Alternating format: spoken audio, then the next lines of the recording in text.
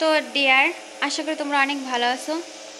আসলে আমিও এই প্রশ্নটা নিয়ে অনেক চিন্তায় ছিলাম, অনেকেই প্রশ্ন করছি, বাট আমি কোনো উত্তর পাইনি। ইউটিউবে খুঁজছি, কোনো উত্তর পাইনি।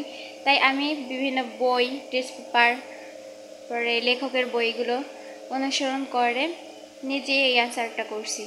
তো প্রশ্নটা ছিল হচ্ছে কোডের ডেটাকে কিভাবে আনকোডেড ডেটায় রূপান্তর করা যায়।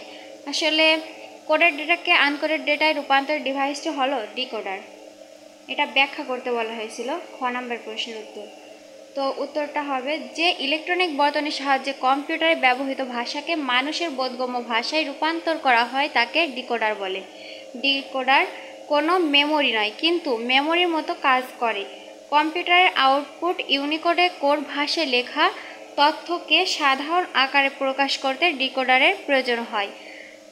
তো ডিয়ার, তোমরা কিন্তু ইচ্ছা করলে এইভাবেই উত্তরটা সাজিয়ে লিখলে তুমি এটা কিন্তু 2 পেয়ে যাবা।